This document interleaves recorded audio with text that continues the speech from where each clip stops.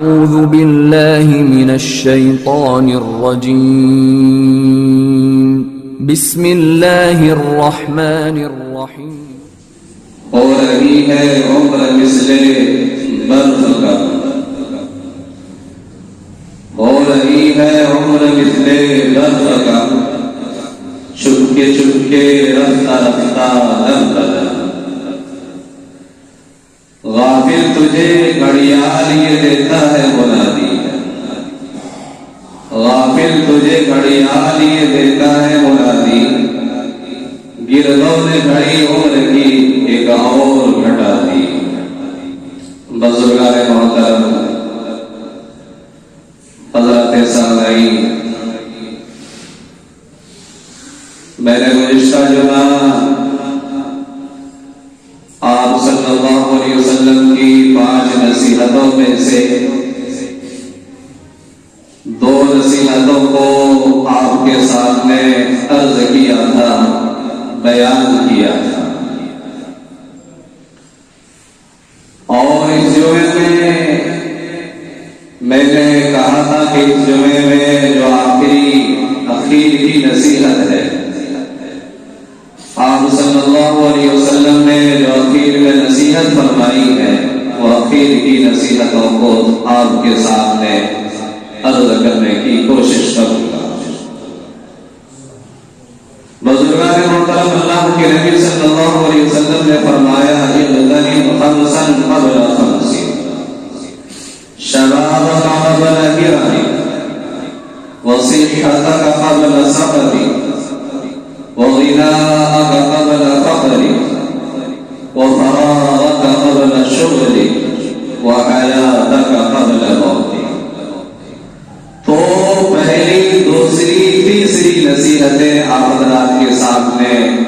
بیان کیا گیا ہے۔ آپ صلی اللہ علیہ وسلم نے 5 نصیحتیں جو فرمائی تھی، چوتھی اور 5ویں نصیحت باقی ہے۔ تو اللہ کے نبی صلی اللہ علیہ وسلم نے ارشاد فرمایا کہ وَفَرَاغَكَ قَبْلَ شُغْلِكَ، کہ فراغت کو غنیمت جانو مشغولی سے پہلے، فرصت کو غنیمت جانو مصروفیت اور مشغولیت سے پہلے، کہ اللہ تبارک و تعالیٰ نے یہ فرصت کے لمحات ہمیں عطا فرمائے ہیں، یہ اللہ کی بڑی عنایت ہے، بڑی مہربانی ہے۔ بہت سارے ایسے لوگ ہیں کہ اللہ تبارک و تعالیٰ نے دوسرے کاموں میں، دوسرے چیزوں میں ان کو مصروف کر رکھا ہے، بزی کر رکھا ہے، کہ وہ چاہ کر بھی وہ ایسے اعمال، ایسے کام نہیں کر سکتے جن کو وہ فرصت کے لمحات میں انجام دے سکتے تھے، فرصت کے گھڑی میں وہ کام کر سکتے تھے۔ تو اللہ تبارک و تعالیٰ نے یہ فرصت کے لمحات، فرصت کے اوقات عطا فرمائے ہیں کہ اس کو ہم غنیمت جانیں، اس کو ہم غنیمت سمجھیں، اور ان فرصت کے لمحات کو، گھڑیوں کو جتنا ہو سکے اس کو صحیح طور پر، صحیح چیز میں، صحیح طریقے سے استعمال کرنے کی ہم کوشش کریں اور فکر کریں۔ اللہ کی دنیا میں بے شمار بندے ایسے گزرے ہیں، ان کو وقت کی قدر تھی، وقت کی اہمیت ان کی نظروں میں تھی، اور فرصت کی گھڑی کو وہ غنیمت سمجھ کر، فرصت کے لمحات کی وہ قدر کر کر جتنا ہو سکتے اپنے پروردگار، اپنے پالنہار کی وہ عبادت میں وقت کو گزارتے، صرف کرتے، اور اللہ تبارک و تعالیٰ کی اس دنیا کے اندر وہ خوشبودی، رضامندی حاصل کرنے کی کوشش کرتے۔ حضرات علماء کرام میں اس طرح کے بے شمار واقعہ اپنے کتابوں کے اندر لکھے کہ ان حضرات کو وقت کی کتنی قدر تھی، ان کے نزدیک وقت کی کیا اہمیت تھی۔ حضرت مولانا جمال الدین قاسمی رحمۃ اللہ علیہ مصر کے بہت بڑے عالم گزرے ہیں، ان کی تفسیر کی بھی کتابیں ہیں، ان کے تعلق سے واقعہ جب وہ کسی مقام سے گزر رہے تھے، ان کا گزر ہو رہا تھا تو انہوں نے دیکھا کہ چند لوگ مل کر بیٹھے ہوئے ہیں، اور ملنے کے بعد پھر عام طور پر گپے شپے ہوتی ہے، گپشپ لگاتے ہیں، ادھر کی ادھر کی باتیں ہوتی ہیں اور یہاں کی وہاں کی باتیں شروع ہو جاتی ہیں۔ تو لوگوں کو دیکھ کر مولانا جلال الدین قاسمی رحمۃ اللہ علیہ جو مصر کے بڑے عالم ہیں، انہوں نے ایک آہ لی اور افسوس کیا، کاش وقت بھی کوئی ایسی چیز ہوتی جس کو خریدا جاتا، جس کو قیمت دے کر حاصل کیا جاتا تو میں اس کو خرید لیتا، اس کی قیمت دے کر ادا کر کے میں اس کو حاصل کر لیتا۔ یہ لوگ، ان کو ایسا معلوم ہوتا ہے کہ ان کے پاس زیادہ وقت ہے، جس کی بنا پر یہ غیر ضروری چیزوں میں، لاریانی باتوں میں، بیکار باتوں میں، بیکار چیزوں میں بحث کر رہے ہیں، پڑے ہوئے ہیں۔ تو اللہ کے بندے ایسے گزرے ہیں کہ ایک ایک پل کی، ایک ایک گھڑی کی، ایک ایک لمحے کی ان کے نزدیک قدردانی تھی، اہمیت تھی، مقام تھا، مرتبہ تھا۔ اسی طرح اور ایک اللہ والے گزرے ہیں، منصور ابن معتمر رحمۃ اللہ علیہ، ان کا نام بخاری شریف کے راویوں میں بہت زیادہ نام آتا ہے۔ ان کی زندگی کا یہ معمول تھا، عمل تھا، یہ دستور تھا کہ عشاء کی نماز کے بعد وہ 40 برس تک کسی سے بات نہیں کرتے، کسی سے گفتگو نہیں کرتے۔ کیوں کہ اگر وہ گفتگو کرتے دنیا کے بارے میں، کسی سے بات کرتے تو ان کے وہ اوقات و لمحات ضائع ہو جاتے، برباد ہو جاتے۔ تو اپنی وقت کی حفاظت کرتے ہوئے اللہ تبارک و تعالیٰ نے جو فرصت کے لمحات انہیں میسر عطا فرمائے تھے، ان کی حفاظت کرتے، اپنے اوقات کو بچاتے ہوئے وہ اللہ کی عبادت میں، اللہ کی اطاعت میں، اللہ کے ذکر میں اور اس طرح سے اللہ کے نام لینے میں ان کو گزارتے تھے۔ اور آج ہمارا حال ہے کہ ہم غور کریں، اپنے آپ کا جائزہ لیں کہ ہمارے اوقات، ہمارے لمحات زندگی کے کہاں کہاں گزر رہے ہیں۔ ان اوقات کو ہمیں کہاں گزارنا چاہیے، لیکن یہ وقت اور اوقات ہمارے کہاں گزر رہے ہیں۔ ہر ایک اپنے نفس کا محاسبہ کر سکتا ہے، جائزہ لے سکتا ہے اور وہ معلوم کر سکتا ہے کہ جو اللہ تبارک و تعالیٰ نے زندگی کے لمحات فرصت کے عطا فرمائے ہیں، یہ ہمارے کہاں گزر رہے ہیں۔ تو اللہ والوں کے نزدیک فرصت کے لمحات کی بڑی قدر و قیمت تھی۔ اسی طرح سے ایک اور بزرگ گزرے ہیں، حضرت داؤد طائی رحمۃ اللہ علیہ، چند لوگ ان سے ملاقات کے لیے ان کے گھر پر گئے۔ گھر پر جانے کے بعد دیکھا کہ ان کے گھر کی کوئی کڑی یا کوئی چیز وہ گری پڑی ہے، خراب ہو گئی ہے۔ انہوں نے ان سے پوچھا کہ آپ کی فلاں گھر کی چیز وہ گری ہوئی ہے، خراب پڑی ہوئی ہے، کیا آپ کو معلوم نہیں ہے؟ انہوں نے کہا کہ میں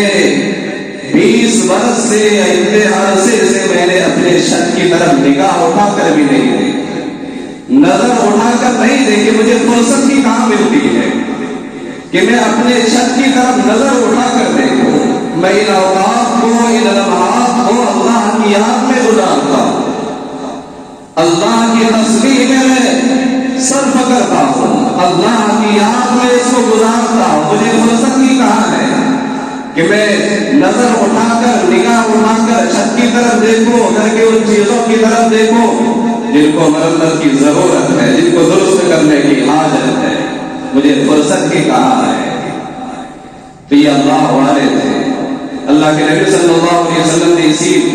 اسی کو فرمایا کہ وَفَرَاغَكَ قَبْلَ الشُّغْلِ، کہ فرصت کو غنیمت جانو مشغولیت سے پہلے، مشغولی سے پہلے، کہ اللہ تبارک و تعالیٰ نے جو زندگی کی فرصت کے لمحات ہمیں عطا فرمائے ہیں ہمیں یہ بڑی قیمتی ہے، ان کو پیسے دے کر خریدا نہیں جا سکتا، قیمت میں یہ بازار میں یہ چیزیں بکتی نہیں ہے۔ جن آدمی کو فرصت نہیں ہے، کسی کام میں بزی ہے، مصروف ہے، ان کو فرصت ہی نہیں ملتی، ان سے جا کر پوچھیں، وہ بتائیں گے کہ ان ایام کی ان گھڑیوں کی کیا قدر و قیمت ہے، کہ اگر یہ چیزیں یہ فرصت کے لمحات پیسے دے کر خریدے جا سکتے تو میں ان کو خریدتا اور اس طرح سے بازار سے لیتا، لیکن یہ چیزیں بازار میں ملتی نہیں ہے، بازار سے حاصل ہوتی نہیں ہے۔ اسی طرح کے ایک واقعہ حضرت مولانا تھانوی رحمۃ اللہ علیہ نے اپنے مواعظ کے اندر بڑے عجیب و غریب بیان فرمائے ہیں کہ حضرت خضر علیہ السلام، جن کو خواجہ خضر بھی کہتے ہیں، اللہ تبارک و تعالیٰ نے حضرت موسیٰ علیہ السلام اور حضرت خضر علیہ السلام کا 15ویں پارے کے اندر سورہ کہف کے اندر تفصیل سے واقعہ بیان فرمایا ہے۔ تو حضرت خضر علیہ السلام ایک مرتبہ حضرت ابراہیم ابن ادھم رحمۃ اللہ علیہ جو اپنے زمانے کے بڑے بزرگ ہیں اللہ والے، ان سے ملاقات کے لیے گئے، ان کی خدمت میں یہ حاضر ہوئے۔ حضرت خضر علیہ السلام کا مقام اور مرتبہ ایسا ہے کہ ہر انسان ان سے ملاقات کی تمنائیں کرتا ہے، آرزو کرتا ہے، خواہش کرتا ہے کہ میری ملاقات حضرت خضر علیہ السلام سے ہو جائے۔ وہ حضرت خضر علیہ السلام حضرت ابراہیم ابن ادھم رحمۃ اللہ علیہ سے ملاقات کے لیے ان کے پاس گئے، ملاقات ہو گئی، دونوں نے آپس میں مصافحہ کیا اور مصافحہ کرنے کے بعد پھر حضرت ابراہیم ابن ادھم رحمۃ اللہ علیہ تسبیح لے کر اللہ کے ذکر کے لیے بیٹھ گئے۔ کوئی ادھر ادھر دھیان نہیں، کوئی خیال نہیں، آنے والے کی کوئی فکر نہیں، بے توجہی بے التفاتی کے ساتھ وہ اس طرح سے اللہ کے ذکر کے میں مشغول ہو گئی، تسبیح لے کر بیٹھ گئے۔ حضرت خضر علیہ السلام نے جب دیکھا تو بڑا حیران ہوا اور وہ اپنے دل میں کہنے لگا، سوچنے لگا کہ انسان مجھ سے ملاقات کے لیے حسرتیں کرتا ہے، آرزویں کرتا ہے، تمنائیں کرتا ہے، لیکن میں ان سے ملاقات کے لیے ان کی خدمت میں حاضر ہوا ہوں تو یہ اللہ کا بندہ تسبیح لے کر ذکر میں بیٹھ گیا ہے، میری طرف کوئی التفات ہی نہیں، میرا کوئی خیال ہی نہیں، میرا کوئی دھیان ہی نہیں۔ تو حضرت خضر علیہ السلام نے کہا کہ آپ سے ملاقات کے لیے کون آیا ہے، میں کون شخص ہوں کہ آپ میری طرف دھیان نہیں دے رہے، بتا بھی ہے میں خضر ہوں جن سے ملاقات کے لیے انسان تمنائیں کرتا ہے۔ حضرت ابراہیم ابن ادھم رحمۃ اللہ علیہ نے جواب دیا، آپ سے ملنے کی ملاقات کی تمنائیں وہ لوگ کرتے ہیں جن کو اللہ سے فرصت ہے، یعنی جن کو اللہ کی یاد سے فرصت ملی ہے وہ آپ سے ملاقات کی تمنائیں کرتا ہے، آرزویں کرتا ہے، حسرتیں کرتا ہے۔ مجھے تو اللہ کی یاد سے فرصت نہیں ملی ہے، میں تو اللہ کے ذکر میں بیٹھا ہوں، مجھے فرصت کہاں ہے کہ میں آپ کی طرف دھیان دوں، خیال کروں، توجہ کروں، التفات کروں، مجھے اس چیز کی اس وقت کی فرصت ہی نہیں ہے، گھڑی کی فرصت ہی نہیں ہے۔ تو کہنے کا مطلب یہ ہے کہ اللہ تبارک و تعالیٰ نے زندگی میں یہ فرصت کے لمحات عطا فرمائے ہیں، ایک بڑی نعمت ہے، نعمت عظمیٰ ہے۔ ایک مرتبہ جب یہ چھن جائے تو پھر دوبارہ انسان کو حاصل نہیں ہوتی یہ چیز، اس لیے ان کے رہتے ہوئے ان کی قدر کریں، ان اوقات کو، ان لمحات کو، فرصت کے ایام کو غنیمت سمجھ کر، غنیمت جان کر جتنا ہو سکے اس فانی دنیا میں رہتے ہوئے حقیقی زندگی کے لیے کچھ تیاری کر لیں اور حقیقی نعمتوں، حقیقی زندگی کی نعمتوں کو پانے کے لیے، حاصل کرنے کے لیے ہم اسی دنیا میں اس کی تیاری کر لیں اور وہ کام کر جائے، وہ عمل کر جائے جس کی وجہ سے ہم قیامت میں، آخرت میں اللہ کے انعامات کے حقدار بن جائے اور اس طرح سے اللہ تبارک و تعالیٰ کی رضامندی ہمیں حاصل ہو جائے۔ اگر ان اوقات کے لمحات اوقات کو اچھے کام میں گزاریں گے یا برے کام میں گزاریں گے تبھی ہماری زندگی گزر جائے گی. بہت سارے اللہ کے بندے ایسے ہیں جو بیٹھ جاتے ہیں 2-4 افراد یا زیادہ افراد اور گھنٹوں بھر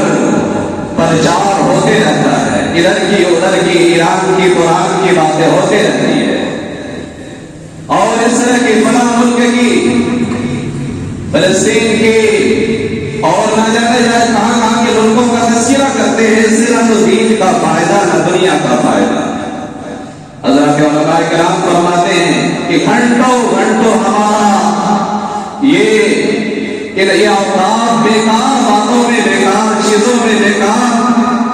کاموں میں گزرتا ہے. یہاں کی وہاں کی فکر میں گزرتا ہے. ہم اس کے بارے میں چرچا کرتے ہیں، ان کا تذکرہ اپنے زبان سے کرتے ہیں. کاش انہی اوقات میں، انہی لمحات میں ان بھائیوں کے لیے جو کسی مصیبتوں میں گرفتار ہے، کسی پریشانی سے دوچار ہے، ان کے حق میں ہاتھ اٹھا کر اللہ کے سامنے دعا کرتے، دعا مانگتے تو یہ فائدہ ہوتا، ان کے لیے فائدہ ہوتا اور یہ اوقات، یہ لمحات کا صحیح استعمال ہوتا. لیکن مومنوں کا یہ مشورہ ہے کہ بیکار باتوں میں، بیکار چیزوں میں اپنے اوقات پر لمحات کو گزارتے ہیں. تو اللہ کے نبی صلی اللہ علیہ وسلم نے ارشاد فرمایا وَفَرَاغَكَ قَبْلَ شُغْلِكَ، کہ فرصت کو مشغولی سے پہلے غنیمت جانو. اور 5ویں نصیحت اللہ کے نبی صلی اللہ علیہ وسلم نے جو فرمایا حیاتک قبل موتک، زندگی کو موت سے پہلے غنیمت جانو. کیسے کیسے سورما اس دنیا میں آئے، کیسے کیسے افلاطون اس دنیا میں آئے، کیسے کیسے سکندر اس دنیا میں آئے اور چلے گئے. تو اپنی زندگی کو موت سے پہلے غنیمت جانو. اللہ تبارک و تعالیٰ نے جو نعمتیں ہمیں دے رکھی ہے، ان تمام نعمتوں میں سے سب سے بڑی نعمت، سب سے عظیم نعمت یہ زندگی کی نعمت ہے کہ اللہ تبارک و تعالیٰ نے زندگی اور دنیا کا جو یہ قیام ہے اور اس دنیا کی جتنی بھی نعمت کی چیز ہے، ان کا انحصار اور یہ ساری نعمتیں ہماری زندگی کے اوپر موقوف ہے کہ اگر ہماری زندگی رہے تو دنیا کی نعمتوں سے ہم فائدہ اٹھا سکتے ہیں، نفع اٹھا سکتے ہیں، استفادہ کر سکتے ہیں. اگر زندگی نہیں تو ساری نعمتیں، ساری چیزیں بیکار ہے، دھری کی دھری رہ جائے گی. حضرات علماء کرام نے فرمایا کہ انسان جو بہترین سرمایہ، قیمتی سرمایہ لے کر آتا ہے وہ زندگی ہے. کہ دنیا کی ساری چیزیں اسی زندگی کے اوپر موقوف ہے، منحصر ہے. زندگی ہے تو ساری چیزیں ہیں، اگر زندگی نہیں تو ساری چیزیں پھر بیکار ہے. تو اللہ کے نبی صلی اللہ علیہ وسلم نے ارشاد فرمایا کہ زندگی کو موت سے پہلے غنیمت جانو وحیاتک قبل موت. اللہ تبارک و تعالیٰ نے زندگی کی مہلت ہمیں عطا فرمائی ہے. زندگی کی قدر ہم پہچانیں، اس کی اہمیت کو جانیں اور زندگی کو اللہ کی رضامندی میں گزاریں، نیک کاموں میں گزاریں، لوگوں کی خدمت میں گزاریں، دین کے کام کے اشاعت میں گزاریں، دین کے کام کو پھیلانے میں گزاریں. یہ ہماری زندگی کے اوقات اگر اس طرح سے گزریں گے تو پھر ہمارے لیے ہو سکتا ہے کہ ذریعہ نجات ہو، نجات کا سبب ہو. ورنہ اگر غلط جگہ میں غلط طور پر طریقے سے ہماری زندگی گزرے گی تو یہ زندگی ہمارے لیے مواخذہ کا سبب بنے گی، پکڑ اور گرفت کا سبب بنے گی. اللہ والے نے، حضرت علماء کرام نے زندگی کے مہلت کے تعلق سے ایک واقعہ، نرالا واقعہ کتابوں کے اندر لکھا ہے. حضرت مولانا پیر ذوالفقار صاحب نقشبندی رحمۃ اللہ برکاتہ نے اپنی کتاب کے اندر واقعہ لکھا ہے کہ ایک بادشاہ تھا، ان کا ایک خاص آدمی تھا. اس خاص آدمی کو اس بادشاہ نے کہا کہ میرا ایک بڑا باغ ہے، بہت بڑا باغ ہے، پھلوں کا باغ ہے اور باغ کے اس کے کئی حصے ہیں. ایک کام کرو کہ اس باغ میں داخل ہو جاؤ اور باغ کے بہترین حصے سے، بہترین جگہ سے بہترین پھلوں کو توڑ کر میرے حضور میرے خدمت میں پیش کروں، میں اسے دیکھوں گا، چیک کروں گا، اور اگر پھل مجھے پسند آ گئے تو میں خوش ہوں گا اور تمہیں انعام دوں گا اور دولت سے مالا مال کروں گا۔ تو وہ بندہ دولت کے لالچ میں، ہرس میں ٹوکرے کو لے کر اس باغ کے اندر داخل ہوا۔ جب باغ کے پہلے حصے پر انہوں نے قدم رکھا تو دیکھا کہ ہر قسم کے پھل فروٹ اس باغ کے اندر ہے۔ ان کے دل میں خواہش ہوئی کہ مجھے یہ بہترین موقع ملا ہے، بادشاہ سے انعام حاصل کرنے کا یہ بہترین چانس ہے، لہذا پھل کو توڑنے کے لیے جب ہاتھ بڑھایا تو دل میں خیال ہوا کہ بادشاہ نے کہا کہ اس باغ کے کئی حصے ہیں، لہذا ہو سکتا ہے کہ اس حصے سے کسی اور دوسرے حصے میں زیادہ پھل ہو، عمدہ پھل ہو، عمدہ قسم کے پھل ہو، لہذا پہلے حصے کو چھوڑ کر وہ دوسرے حصے میں داخل ہوا۔ دوسرے حصے میں جب داخل ہوا تو جیسا انہوں نے سوچا تھا اپنے گمان کے مطابق ویسا ہی پایا، پہلے حصے سے دوسرے حصے میں زیادہ عمدہ، زیادہ قیمتی پھل ہے۔ ان کے دل میں خیال آیا کہ اس حصے سے میں توڑ لوں اور ٹوکری میں بھر کر بادشاہ کے حضور اور خدمت میں پیش کر دوں۔ پھر ان کے دل میں یہ بھی خیال آیا، انسان بڑا حریص ہے، لالچی ہے۔ دل میں خیال آیا کہ جب یہ حصے کا یہ عالم ہے، یہ منظر ہے، تو اور آگے حصے میں ہو سکتا ہے کہ اور زیادہ عمدہ ہو۔ اس لالچ میں، حرص میں وہ آگے کے حصے میں بڑا قدم رکھا تو وہاں پہلے حصے کے مقابلے میں زیادہ اچھے قسم کے، عمدہ قسم کے پھل اس کو نظر آئے۔ پھر ان کو توڑنا چاہا، پھر خیال آیا کہ نہیں، اس سے آگے اور حصے میں دیکھ لوں۔ تو بہرحال کئی حصوں میں یہ بڑھتا گیا اور پھل کو دیکھ کر خوش ہوتا گیا۔ جس حصے کو چھوڑ کر آگے بڑھتا اس حصے میں اور بھی زیادہ عمدہ قسم کے پھل ان کو ملتا، لیکن بادشاہ نے ایک شرط رکھی تھی کہ جس حصے سے گزر جاؤ پھر دوبارہ اس حصے میں واپس آنے کی، لوٹنے کی تمہیں اجازت نہیں ہوگی۔ یہ شخص بھول گیا اور لالچ میں، حرص میں وہ باغ کے آخری حصے میں گیا۔ جب پہنچا تو دیکھا کہ وہ باغ کا آخری حصہ بالکل ویران ہے، درخت تو ہے، جھاڑ ہے، لیکن پھل نہیں ہے۔ اب یہ رونے لگا، سر پیٹنے لگا، ہائے افسوس، ہائے میری عقل کہاں چلی گئی تھی، عقل ماری گئی تھی، کاش میں پہلے حصے سے پھل توڑ لیتا، دوسرے حصے سے توڑ لیتا، تیسرے حصے سے توڑ لیتا، یا جس حصے میں عمدہ قسم کا پھل تھا اس حصے سے توڑ لیتا تو میں بادشاہ کے حضور اس کو پیش کر کے اچھی قیمت وصول کر سکتا تھا، اچھی دولت دے سکتا تھا، اچھا انعام میں پا سکتا تھا۔ اب وہ روتا ہوا، سر پیٹتا ہوا واپس آیا، شرمندہ ہے اور وہ اپنے آپ کو کوس رہا ہے، اپنے آپ پر وہ گویا کہ دھتکار رہا ہے، افسوس کر رہا ہے۔ بہرحال تو حضرات علماء کرام نے فرمایا کہ انسان، غافل انسان ہماری مثال ایسی ہے، ہمارا ہر دن اس باغ کے حصے کی طرح ہے۔ اللہ تبارک و تعالیٰ نے ہر دن ہماری زندگی کا اس باغ کے حصے کی طرح بنایا ہے۔ ہم اگر اس باغ کے حصے سے پھل توڑ لیتے ہمارے لیے اچھا کام ہے، اگر اس دن سے، ان ایام سے ہم فائدہ اٹھا لیں، ان دنوں میں ہم نیکی کا کام کر لیتے یہ ہمارے کام آئیں گے، لیکن انسان کہتا ہے آج نہیں کل، آج کل کرتے کرتے وہ آخری عمر میں پہنچ جاتا ہے، پھر انسان کو افسوس کرنا پڑتا ہے۔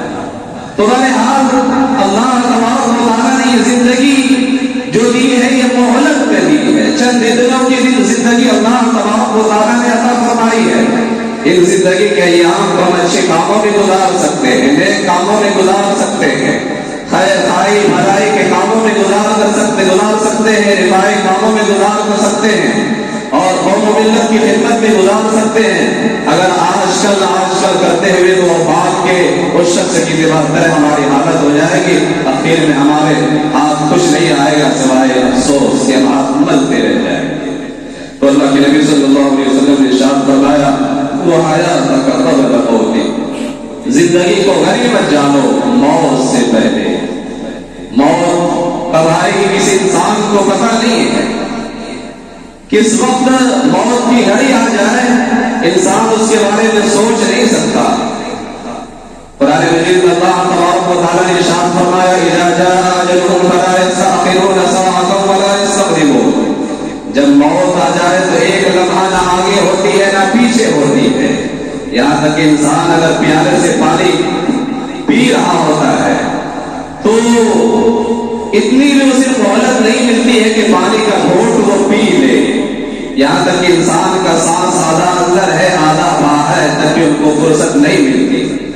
انسان کو اپنے گھر والوں کو وصیت کرنے کی، نصیحت کرنے کی فرصت نہیں ملتی کہ موت آ کر نبوش لیتی ہے، روح ان کی قبض کر لیا جاتا ہے۔ تو یہ زندگی کے ایام کا ہم غنیمت جانیں، ان کی ہم قدر کریں کہ اللہ تبارک و تعالیٰ نے یہ زندگی کے ایام ہمیں عطا فرمائے ہیں۔ اسی سال گزشتہ سال ہمارے درمیان بہت سارے ہمارے دوست احباب تھے، اللہ کے نیک بندے تھے، آن کے آن میں گمان بھی نہیں تھا، خیال بھی نہیں کر سکتے کہ وہ ہمارے دنیا درمیان سے رخصت ہو جائیں گے، اور کسی ہیلے اور بہانے سے، چاہے بیماری کا ہیلا ہو، بہانہ ہو یا کوئی اور ہیلا ہو، سبب ہو، وہ ہمارے درمیان سے رخصت ہو گئے۔ یہ اللہ تبارک و تعالیٰ نے ہمیں زندگی کی میں ایک مہلت دی ہے کہ زندگی کی ہم قدر کریں، ان ایام کی ہم قدر کریں، اور موت سے پہلے موت کی تیاری کر لیں، ورنہ آخر میں ہمیں پچھتانا پڑے گا۔ سکندر اعظم علماء نے بیان کیا ہے کہ بڑا بادشاہ تھا، بڑا حاکم تھا، حکمران تھا، 12 سال میں 12 برس سے پوری دنیا کو تہس نہس کر کے چھوڑ دیا تھا، وہ وعدہ کر دیا تھا۔ انسانی کھوپڑیوں کے انہوں نے میناریں قائم کر دیے تھے، اور عمر کتنی پائی انہوں نے؟ 32 سال 10 مہینے 8 دن یا کم و بیش، اس طرح سے سکندر اعظم 33 برس کی بھی مکمل عمر انہوں نے نہیں پائی، 22 سال میں پوری دنیا کو تہس نہس کر دیا، اور ملکوں کو فتح کرتے ہوئے جب جا رہا ہے ملتان میں تیر لگا۔ علماء کرام بیان کرتے ہیں کہ تیر کا زخم ایسا گہرا تھا کہ عراق کے کسی مقام میں پہنچے، وہ اپنے آپ کو محسوس کر رہا ہے کہ اب میں دنیا سے رخصت ہونے والا ہوں۔ لوگوں میں اعلان کرا ہے کوئی ہے کہ میری زندگی کو مستعار کے طور پر دے دے، میری ساری دولت کو، ساری حکمرانی کو، ساری سلطنت کو لے لے، اور چند دن چند ایام میری زندگی کو مستعار دے دے، ادھار میں دے دے، کہ میں اپنے دیش میں، اپنے مقام میں جہاں میں سے آیا ہوں، میں اپنے مقام میں جا کر مروں، وہاں انتقال کروں۔ تو یہ سکندر اعظم انہوں نے یہ مستعار کے طور پر زندگی کی مہلت مانگی، تو اللہ تبارک و تعالیٰ نے ہمیں زندگی کی قدر و قیمت سے نوازا ہے۔ اللہ تبارک و تعالیٰ نے زندگی کے ایام سے ہمیں نوازا ہے۔ میں بارہا کہتا ہوں اگر اسے صحیح جگہ میں استعمال کریں گے ہماری زندگی تبدیلی گزرے گی، غلط چیزوں میں غلط جگہوں میں استعمال کریں گے تبدیلی گزرے گی، لیکن ایک نیک انسان، عقل مند انسان وہ ہے، اللہ کے نبی صلی اللہ علیہ وسلم نے ارشاد فرمایا القیس من دار نفسه عاملا لما بعد الموت، عقل مند انسان وہ ہے جو موت سے پہلے موت کی تیاری کر لے۔ یہ ہمارے اوپر ہے کہ ہم عقل مند انسان بنے، اپنے آپ کو عقل مند بنائے، بے وقوفوں میں اپنے آپ کو شمار کرائے۔ تو اللہ کے نبی صلی اللہ علیہ وسلم نے ارشاد فرمایا وَحَيَاتَكَ قَبْلَ مَوْتِكَ، کہ زندگی کو موت سے پہلے غنیمت جانو۔ قرآن مجید کی آیت سے پتہ چلتا ہے کہ جہنم میں جب جہنمی چلے جائیں گے تو وہ فریاد کریں گے کہ اللہ تبارک و تعالیٰ مجھے زندگی پھر عطا فرمائیے، میں جاؤں گا دنیا میں ساری زندگی آپ کے سجدے میں گزار دوں گا۔ اللہ کہیں گے اولم نعمرکم ما یتذکر فیہ من تذکر وجاءکم النذیر، کیا میں نے تمہیں عمر نہیں عطا فرمائی کہ زندگی کی مہلت نہیں دی تھی؟ کہ تم ان زندگی کے ایام کو، دنوں کو، لمحات کو اچھے کام میں، نیک کے کام میں، خیر کے کام میں گزار سکتے تھے، لیکن تم نے گزارا نہیں۔ اور تمہیں وارننگ دینے کے لیے، تمہیں چوکنا کرنے کے لیے اور تمہیں متنبع کرنے کے لیے میں اپنے جانب سے اپنے بندوں کو بھی بھیجا تھا۔ وجاءکم النذیر، ڈرانے والے رسولوں کو، نبیوں کو بھیجا تھا، لیکن تم نے ان زندگانی سے فائدہ نہیں کیا، کہتے ہیں وہ تم مجھے دوبارہ دنیا میں بھیج دو۔ تمہارے حال اللہ تبارک و تعالیٰ نے زندگی بطور مہلت کی ہمیں عطا فرمائی ہے۔ جب تک زندگی ہے اس کی قدر کر لے، اس کو اچھے کام میں کرے، نیک کام میں گزارے، اللہ کی عبادت میں، اللہ کی اطاعت میں، قرآن کی تلاوت میں۔ میں یہ نہیں کہتا کہ 24 گھنٹہ ہمارا وقت صرف اللہ کرتے رہو۔ جو اوقات ہے، دن بھر میں 5 نمازیں اللہ، دن اور رات میں 5 نمازیں فرض فرمائی ہیں، کم از کم ان اوقات میں اللہ کی عبادت کر لیں، اللہ کو خوش کرنے کی اور راضی کرنے کی کوشش کر لیں۔ لیکن یہ 5 وقت بھی ہمارے لیے بھاری ہے۔ اگر اللہ تبارک و تعالیٰ 50 وقت کی نمازیں فرض فرما دیتے تو ہمارا حال کیا ہوتا؟ یہ تو اللہ کے نبی صلی اللہ علیہ وسلم کی سنت پر احسان ہے، اللہ کے نبی صلی اللہ علیہ وسلم کا کرم ہے کہ اللہ کے نبی کے وسیلے سے صدقے میں اللہ تبارک و تعالیٰ نے اتنے بڑے بوجھ سے ہمیں بری فرمایا، اور 50 وقت میں سے صرف 5 نمازیں اللہ تبارک و تعالیٰ نے ہمیں ذمہ رکھی ہے۔ اس میں بھی ہم جی چھڑاتے ہیں، اللہ کے گھر سے آنے سے کتراتے ہیں، دامن چھوڑاتے ہیں۔